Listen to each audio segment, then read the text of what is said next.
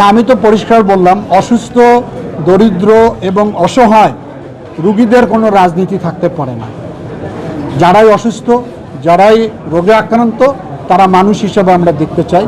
কোনো ধরনের রাজনৈতিক, আমি তো বললাম যে কারো কেউ যদি বল প্রয়োগ করে তার বিরুদ্ধে তো আমরা আইনগত ব্যবস্থা গ্রহণ করব। এবং মাননীয় প্রধানমন্ত্রী কিন্তু এই স্বাস্থ্যসেবা এবং শিক্ষা খাতটাকে সর্বাধিক গুরুত্ব দিচ্ছে এবং তার নির্দেশনা নিয়ে আমরা কাজ করতেছি। এখানে আমরা যত সমস্যা আজকে শুনেছি, আপনারা দেখেন যে দীর্ঘ প্রায় 4 ঘন্টা আমি বৈঠক করেছি, অনেক আলোচনা হয়েছে। সবগুলো সমস্যা একদিন আমি সমাধান করতে পারবো না, তবে আমি গ্র্যাজুয়ালি বলেছি যে ধাপে ধাপে আমরা এগুলোকে অ্যাড্রেস করব।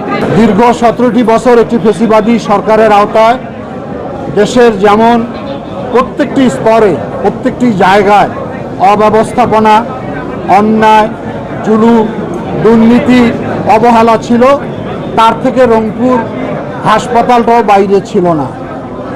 আমাকে এখানে দায়িত্ব দেওয়া হয়েছে, আমি রংপুরেরই সন্তান। এটা নিয়ে অনেকে হয়তো বিতর্ক করেন যে ওনাকে কেন দায়িত্ব দেওয়া হয়েছে। এখানে পরিষ্কার সরকারের নীতিমালায় বলা আছে যে মন্ত্রী অথবা প্রতিমন্ত্রী অথবা সংসদ সদস্য। প্রথম অপশনে যেহেতু আমি এই অঞ্চলের ছেলে, আমাকে দায়িত্ব দেওয়া হয়েছে। আমি আজকে আমাদের এই ব্যবস্থাপনা কমিটি দীর্ঘ কয়েক ঘন্টা যাবৎ বৈঠক করেছি, বিভিন্ন বিষয়ে আমরা আলোচনা করেছি, আমরা তাৎক্ষণিক কিছু সিদ্ধান্ত গ্রহণ করেছি। আমরা 3 স্তরে এই রংপুর হাসপাতালটাকে কত জনসেবামূলক, অর্থাৎ কত স্বাস্থ্যসেবা দেওয়া যেতে পারে এবং কত আস্থার মধ্যে নিয়ে আসা যেতে পারে, সেগুলো নিয়ে আমরা আলোচনা করেছি। অগ্রগতির মধ্যে আমি 2-1টি কথা বলি। আমরা আগামী 2 মাসের মধ্যে এখানে যে আইসিইউ বেড রয়েছে 10টি মাত্র, এটি আমরা আরও 10টি সংযুক্ত করব, অর্থাৎ 20টি বেডে এখানে আইসিইউ চালু থাকবে। এখানে কেবিনের যে সমস্যাটা তুলে ধরা হয়েছে, কেবিনের অ্যাটেন্ডেন্টের কোনো থাকার জায়গা নেই, বেড নাই, এটিকে আমরা সংযুক্ত করেছি। একজন করে অ্যাটেন্ডেন্ট রুগীর সঙ্গে থাকতে পারবে।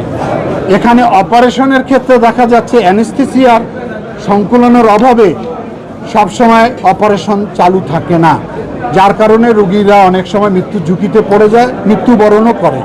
সেটিকে আমরা সার্বক্ষণিক চালু রাখার সিদ্ধান্ত গ্রহণ করেছি। এখানে এই জনবলটাকে আমরা সম্পৃক্ত করব।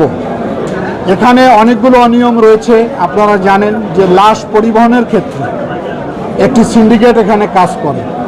আমি নির্দেশনা দিয়ে গেছি যে কতটা অ্যাম্বুলেন্স তার তালিকাভুক্ত রাখতে হবে এবং মাইলেজ অনুযায়ী ভাড়াটা নির্ধারণ থাকতে হবে এবং তাদেরকে চালানের আকারে টাকাটা দেয়া হবে। এ ব্যাপারে একটা কমিটি গঠন করে দিয়েছি। তারা 3 পক্ষের সঙ্গে আলোচনা করবে, অ্যাম্বুলেন্সের মালিক বা চালক, আমাদের সিটি কর্পোরেশন এবং হাসপাতাল কর্তৃপক্ষ। তারপরে সেই অনুযায়ী এটি পরিচালিত হবে।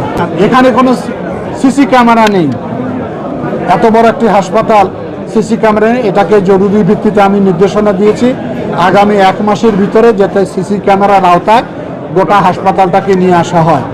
এখানে রাতের বেলায় দেখা যাচ্ছে যে অনেক আইন শৃঙ্খলার অবনতি ঘটে, বিভিন্ন ধরনের দুষ্কৃতিকারীরা ছিনতাইয়ের সঙ্গে জড়িত থাকে।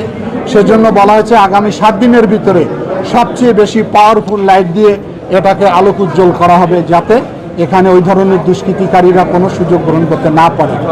এখানে আবার জলাবদ্ধতা রয়েছে। সিটি কর্পোরেশনকে আমি নির্দেশ দিয়েছি যে আগামী কয়েকদিনের মধ্যে যত অবৈধ স্থাপনা রয়েছে 2 ধারে সবগুলোকে উচ্ছেদ করে দিতে হবে। এবং এখানে দেখা যাচ্ছে যে আমাদের সীমানা যে প্রাচীর রয়েছে সেখানেও মানুষ ভেঙে নতুন নতুন প্রবেশদ্বার করেছে, এগুলোকে আমরা বন্ধ করার নির্দেশ দিয়েছি।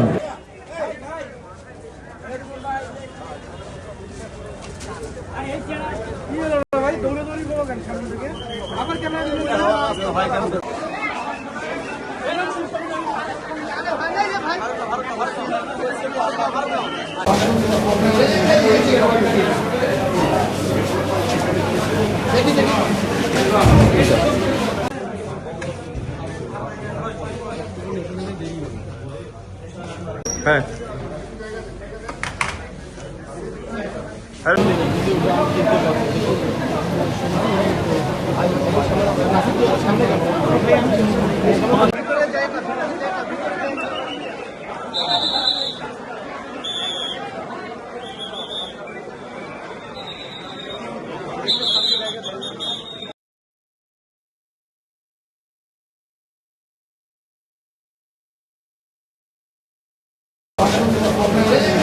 হবে